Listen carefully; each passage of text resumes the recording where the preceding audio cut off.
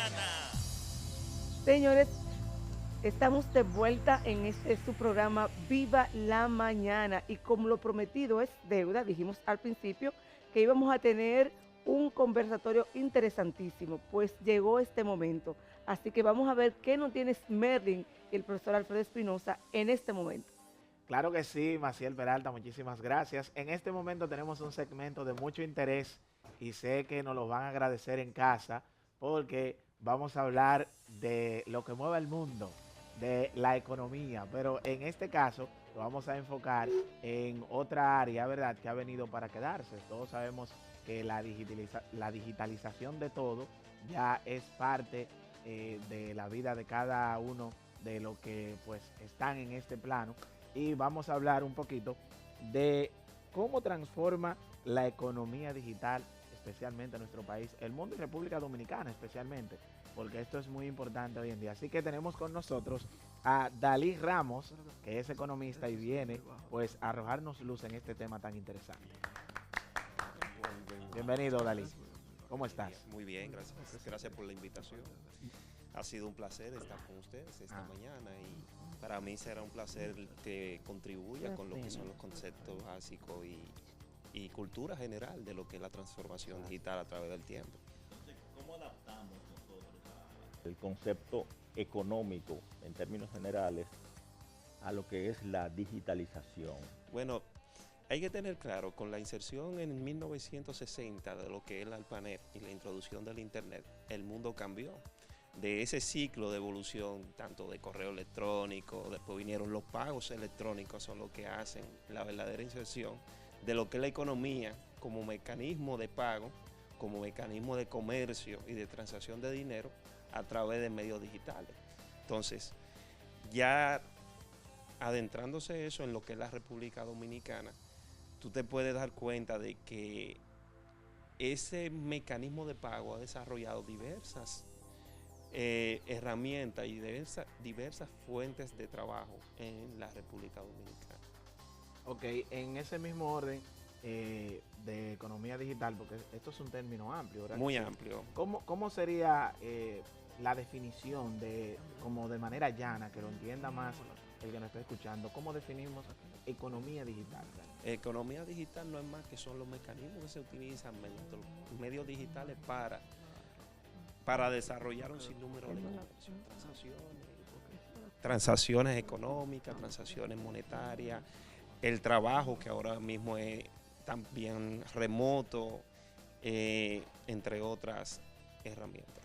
Tú has mencionado lo que es el sistema de pago y yo recuerdo que quizás empezó todo por ir modificando ese sistema que empezó con tarjetas, Bueno, unas tarjetas, y luego entonces eso ha ido evolucionando a tal punto de que, por ejemplo, una empresa puede tener cantidad de otras empresas que le da servicio para controlar todo lo que es la nómina. Entonces, ¿cómo, cómo eso funciona teniendo en consideración la evolución y la transformación del sistema impositivo? bueno, empezó primeramente, antes no siquiera era digital. Sabemos que existía lo que era cheque, se hacían trueques, se hacían intercambios. Luego de eso vienen las modalidades de las cuentas de débito, cuenta corriente. Cuenta corriente pasa a una modalidad de préstamo que hacían los bancos, que son las tarjetas de crédito. Tarjetas de crédito, vienen los préstamos preaprobados, facilidades que te dan, que tú lo tienes de manera digital y luego se hace la transferencia a una de las cuentas, ya sea de débito o cuenta de ahorro. Prácticamente estas modalidades en donde tú tienes un dinero disponible y esas facilidades para uno adquirir dinero, ya sea mediante los bancos o mediante otros mecanismos, porque si vamos a hablar en términos generales, resulta, por ejemplo, en términos generales, las primeras transferencias que se hacían para comercio electrónico surgió con PayPal, por ejemplo. PayPal te daba la facilidad de que tú con una tarjeta de crédito podías realizarle pagos ya sea de bienes y servicios mediante Internet. Entonces, estas facilidades permitieron que uno pudiera comercializar con otros países sin la necesidad de intervención de un banco. Ahora tenemos eso que era PayPal, que se ha diversificado tanto. Sí. Ahora tenemos las tarjetas de crédito en una aplicación, ¿verdad? Todos esos detalles. ¿Cómo ese desarrollo o ese crecimiento en cuanto a las tecnologías afecta o puede afectar en nuestro país al pequeño empresario? Porque ya de repente yo lo que quiero andar con mi celular para pagar, pero quizás en todos los lugares tú no vas a encontrar que las personas tienen el mecanismo. ¿Qué tan difícil es tenerlo y cómo tú crees que eso va a impactar a ese pequeño empresario? Hoy en día ya se ha ido ampliando, indiscutiblemente ya en cualquier colmado tú encuentras un mecanismo de pago electrónico. Sí. Pero también tú encuentras de que en la misma modalidad, bajando a lo que es la economía doméstica, tú encuentras que te acepta una transferencia y que no necesariamente te acepta de que tú pagues con el celular o pagues con tarjeta de crédito, sino que también con transferencia y con otros medios electrónicos. Sí hay limitaciones, pues todavía República Dominicana no se ha desarrollado con la amplitud que se quiere, pero sin embargo, en los últimos 5 o 6 años han tenido gran incidencia en lo que es la economía. Por ejemplo, si tú te das cuenta, tú vas a un mercado, antes no existía de que te recibieran el pago mediante una tarjeta de crédito, pero sin embargo hoy sí. Fácilmente tú encuentras que esa persona tiene una página electrónica y no necesariamente tú tengas que ir al sitio. Tú puedes entrar a la página, realizar la compra y ellos se encargan mediante un delivery de hacértelo llegar directamente a tu hogar. Entonces, República Dominicana ha tenido avances significativos en estas modalidades y no solamente en el área urbana, también en el parte rural tú te encuentras con las mismas modalidades, algunas más rudimentarias que otras, pero sí te encuentras de que por lo menos tienen una diversificación de los mecanismos de pago y que no solamente te aceptan efectivo. ¿Cuáles son los programas principales que se articulan con el sistema contable, por ejemplo, de una empresa? Una empresa, no, las empresas son muy cerradas en cuanto a eso. Te mantienen una nómina que recibe el pago mediante cuenta corriente, transferencia corriente o una cuenta de ahorro. Las empresas por lo general han tenido resistencia a cambiar ese tipo de modalidades, pero sí se ha ido ampliando y lo que sí hay un sinnúmero de plataformas que te permiten tú hacer un pago directamente a la nómina ya suscrito a una plataforma de forma automática según una programación y una cuenta de ahorro asociada, pero no se ha diversificado a que una empresa incluya nuevos mecanismos de pago, porque eso es muy lineal. Eso es así. Mira, Dalí, me gustaría que nos hablara, porque ya hoy en día también la parte digital, que ha ido muy en crecimiento, tiene un elemento que le ha venido a revolucionar todo lo digital, que es la inteligencia artificial. ¿Cómo esto impacta la parte económica en ese sentido y cómo se debe ir preparando un empresario en ese sentido? Indiscutiblemente ha revolucionado lo que es el mercado. Existen más aplicaciones de las que ya uno pudiera mencionar con palabras. Prácticamente inteligencia artificial te permite crear plataformas en tan solo una semana, te permite hacer analítica de datos, incluso analítica de datos en tiempo real, que te permiten programar una dinámica de la misma empresa o tomar decisiones de lo que está sucediendo en el mercado prácticamente en minutos. Entonces, una empresa no solamente pudiera articularse en la analítica de datos utilizando inteligencia artificial, sino que también pudiera utilizarla para crear contenido, crear plataformas, automatizar procesos. Sí. ¿Significa eso que las empresas van a necesitar personal que maneje esa área? Ya la mayoría de las empresas hoy en día, pero estamos hablando de empresas grandes, sí, ya están incorporando especialistas en el área de inteligencia artificial y analítica de datos. ¿Y por qué lo hacen? Porque le deja resultados. Y escúchame, profesor, que le voy a pasar ahora.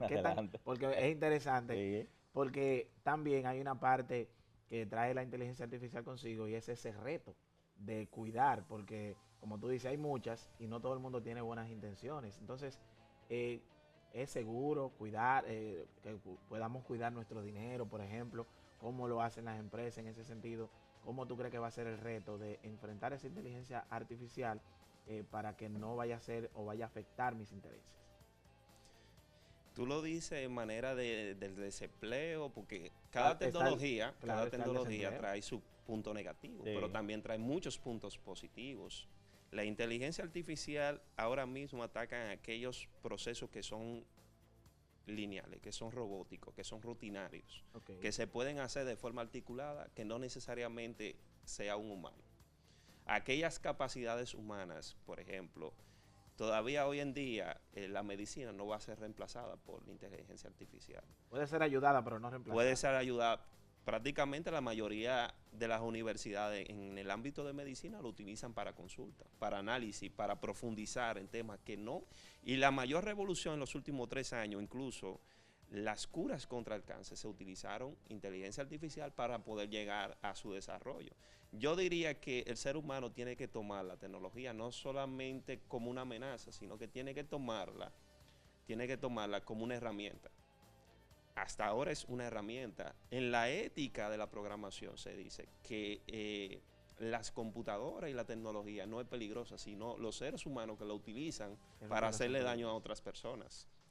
Precisamente en ese punto ahí, en términos de las formas de hacer fraudes, de descubrir pues centrífugas en los sistemas, sobre todo en el sistema bancario de transferencias y de la utilización de tarjetas de crédito. ¿Cómo han lidiado ustedes los que están trabajando con eso y al compás del desarrollo tecnológico con el asunto del hackeo?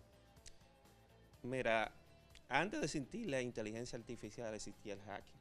Sí. Hackeo, pero prácticamente el hacking, cuando uno se va a sus orígenes, hay white hack, que son hackers de sombrero blanco, que son los que se encargan de la seguridad en las empresas, en los bancos y en un sinnúmero de, por ejemplo, en las instituciones gubernamentales de seguridad. Hay una persona encargada de salvaguardar lo que son las bases de datos e informaciones que son de gran interés, que los hackers apuntan a ese tipo de temas. ¿Qué pasa? Así como utilizan la inteligencia artificial, así mismo esos sombreros blancos, que son personas especializadas en seguridad informática, también crean estrategias para protegerse de esos ataques. Y hay herramientas, hay equipos, hay personas especializadas que también le hacen el frente. El hacker siempre va a buscar vulnerabilidades o va a buscar elementos que le permitan hacer daño o obtener información a la cual ellos no pudieran hacerlo de forma lícita. Por consiguiente, siempre va a haber personas con más capacidades, con mayor factor técnico, con mayores elementos que van a trabajar protegiendo esa información. Pero hay una lucha constante, ¿verdad? Siempre lo ha existido y lo hay entre países. Entre Para llevarlo un chismaleo el tema. Entre países, hay países que pagan a hackers para que ataquen a otros países para obtener información a la cual ellos no tienen acceso. Y ahí toma también importancia una área académica que es, por ejemplo, la seguridad digital, que hay muchos jóvenes preparándose en ese sentido. Sí, la ingeniería de software en el ámbito digital. Si tú te vas, hay una gran franquicia que es la de Cisco. Ellos venden los equipos, pero adicional a eso venden la capacitación. Y hay una especialidad que también tiene que ver con seguridad informática. Entonces, tú te das cuenta de que el ámbito digital incide directamente en un sinnúmero de especializaciones que abren todo un abanico de conocimiento que las empresas, las instituciones, el Estado pagan por esa capacidad. Sí. En ese sentido, ¿cómo está el desarrollo en cuanto al oficio en las universidades, la preparación? O sea, ¿a qué nivel estamos y si hay alguna institución o más de una de referencia en el país? El ITLA sería referente a nivel nacional e internacional. Tenemos el INTEC, que es muy bueno en el ámbito de desarrollo tecnológico. La UNFU también ha fortalecido su programa y su carrera. La mayoría van actualizando lo que es el pensum. La UAS no ha no ha incursionado en el área de seguridad informática, pero sí ha incursionado en el ámbito de programación. ingeniería de software y han desarrollado un sinnúmero de programas, tanto de analítica, que es importante a nivel empresarial. Dali, como hablábamos hace un momento, a nosotros también nos sintonizan personas que quieren emprender o que quieren saber mucho más de esto de la economía digital. A mí me gustaría que tú nos hables, entremos en el área de esas habilidades que tú consideras o que son importantes para entrar en esto de la economía digital. ¿Cuáles son esas habilidades que yo debo saber? Indiscutiblemente se ha demostrado que hay algo que se llama STEAM. Conocimiento básico que tú tienes que saber, matemática básica, lectura, análisis crítico, análisis, exacto. Paciencia. Sí. No, perseverancia, yo diría. Si pusiera poner una actitud que tiene que tener un programador, perseverancia, porque el código a veces no te da y uno tiene que seguir intentando hasta que te dé el resultado esperado. Y voy a decir esto, la mayoría de los países, principalmente de los países avanzados, se centran en enseñarles matemáticas, le enseñan desde niños lo que son algoritmos, cómo se descifran, cómo se crean, cómo se desarrollan, cómo se van implementando para la elaboración de un sistema y luego cómo se pueden aprovechar. Un algoritmo no simplemente se utiliza en un sistema, un software complejo, sino que también se utiliza en Wall Street. Ya no hay uno, sino varios algoritmos que se utilizan para analizar datos y tomar decisiones financieras. Los bancos generan algoritmos para tomar el análisis de crédito a una empresa, un empleado o una persona que está buscando, y eso es un algoritmo, un sinnúmero de funciones que te llevan a un resultado, o un sinnúmero de parámetros que tú tomas en consideración, ya sea de forma matemática o ya sea de forma financiera, para que eso te dé un resultado esperado. Entonces, esos algoritmos necesitan análisis, mucha crítica, mucha matemática, mucho pensamiento analógico. Entonces se va desarrollando en su juventud, pero también si una persona se dedica plenamente a analizar esas estructuras, indiscutiblemente con el tiempo va a adquirir esas habilidades. Ya hay un sinnúmero de instituciones, ya sea académicas, que se han dedicado a enseñar esto, ya sea en otros países como en República Dominicana. Aquí hay varios institutos que se han focalizado en STEAM, en desarrollo de programación. Cuando tú hablas de programación, que es donde más se utiliza, tú puedes aprovechar esas capacidades y son capacidades que son las que ahora mismo, si no la segunda, la tercera que más paga a nivel mundial. O sea que es una buena área también para que los jóvenes la tomen en cuenta para formarse. Claro, programación, desarrollo de software, algoritmo, ya sea matemática pura, sería lo elemental, la base. O sea que dentro de eso hay especialidades en el área referidas, por ejemplo, a la parte económica y monetaria. Claro que sí, son de lo que más, o sea, son de los trabajos que más pagan y más remuneran a nivel internacional. Incluso hay un sinnúmero de personas y programadores que aquí en República Dominicana se han dedicado a trabajar las empresas internacionales simplemente desde aquí de República Dominicana. ¿Cómo sería, por ejemplo, el sistema de algoritmo del Banco Central de la República Dominicana? ¿Cómo te lo imaginas? Porque ahí van a confluir todos los rubros económicos del país y entonces también implica las denominaciones, los diferentes destinos, en el caso, por ejemplo, del oro, del cacao y todo eso, ¿cómo está eso a nivel del precio mundial? El Banco Mundial tiene un área que se llama incluso programación monetaria. Programación monetaria. Ese departamento, realizada y llevada por un colega amigo que también es economista y programador, ellos viven haciendo analítica no solamente de lo que son los commodities, que son los instrumentos que tú mencionabas, ya sea el cacao, el oro, insumos que son básicos en la economía de cualquier país. Ese tipo de analítica, que son analíticas predictivas, se hacen con algoritmos, se hacen con econometría, se hacen con estadísticas profundas, analizando datos y tendencias, con el objetivo de llegar a determinar qué es lo más favorable para el país. Si comprar ahora, comprar después, subir los precios, bajar los precios. Entonces ese tipo de analítica tú lo haces con parámetros. Esos parámetros son datos estadísticos de 10, 20, 30 años que nos sirven hoy en día para determinar cuál es la mejor elección para el país. Si comprar ahora, vender después, hacer inversiones directamente en el cacao, hacer inversiones vender el oro ahora o venderlo después, ese tipo de analítica. Proyecciones, Son hacen proyecciones son mercadológicas y proyecciones. estadísticas. Estadísticas, econométricas. Son decisiones económicas que determinan si tú tienes beneficio en el país o va a tener pérdida. Entonces también proyectan qué nivel de impacto va a tener en la economía en un momento dado. En el caso de los emprendedores, por ejemplo, ¿cómo ellos digieren ese lenguaje empezando negocios y proyectando? ¿Cómo podrían ellos aplicar ciertos algoritmos, ¿verdad? Que representen una proyección de éxito.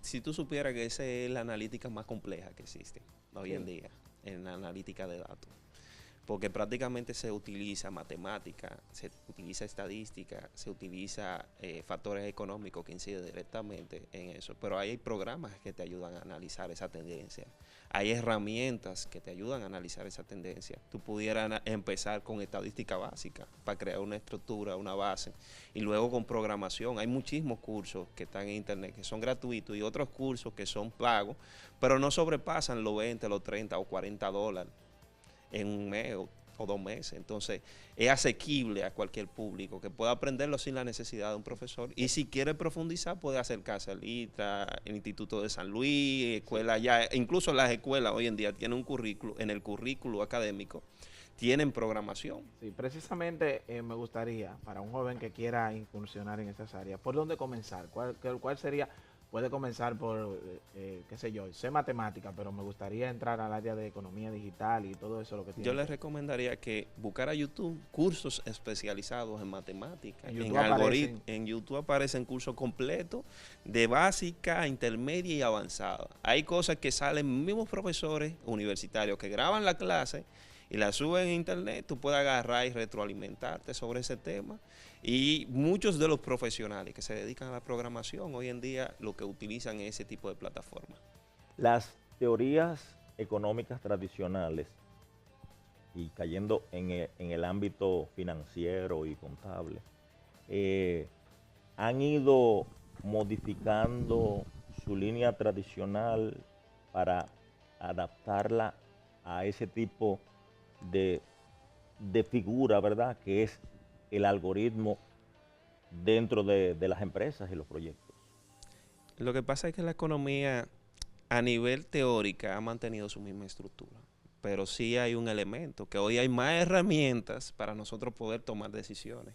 Hay más herramientas que te permiten ver, mira, el modelo económico que confluye en un país no es el mismo que confluye en otros países.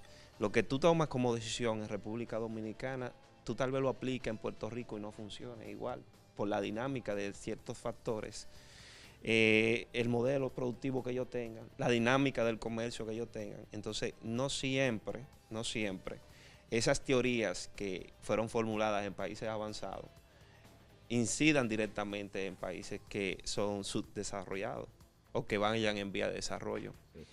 Dalí, nos gustaría en este momento, ya para ir en esta parte final de este conversatorio, que nos des recomendaciones a todos los que nos ven y los que nos escuchan a través de la radio que tú consideras interesante y que debamos tomar en cuenta en cuanto a la economía digital. A los jóvenes hay muchísima información en los medios digitales, ya sea en internet, ya sea en YouTube. Hay páginas que totalmente te dan el curso gratis, y si tú logras, por ejemplo, Capacítate de Carlos Slim, que es de Claro, tú haces un sinnúmero de cursos que te ayudan en programación, en red, electricidad o en cualquier otro medio, y esos mismos cursos, si tú te das honorífico, te dan oportunidad de trabajo en la empresa telefónica y en otras empresas que están en República Dominicana. El mismo YouTube hay contenido de más para uno desarrollar las nociones básicas, que hagan acercamiento a las instituciones como el ITLA, el Instituto de San Luis, vean cómo pueden insertarse. Infotec también da programación. Son instituciones que te dan una plataforma para que en un futuro tú puedas desarrollarte como profesional del área o tú lo puedas hacer friendly mediante internet. Bueno, pues ahí está, señores. Ha Bien. estado con nosotros Dalí Ramos hablando de economía digital, que es economista que en algún momento tiene que venir a hablar del impacto en la carrera, porque ahora los economistas tienen un reto, ¿verdad que sí? Porque hay que Sí. formarse en esas áreas. Bueno, pues nosotros, señores, les Vamos a perder recomendamos, con su aplauso. claro, les recomendamos quedarse en sintonía porque en breve continuamos con más. Esto es ¡Viva la mañana!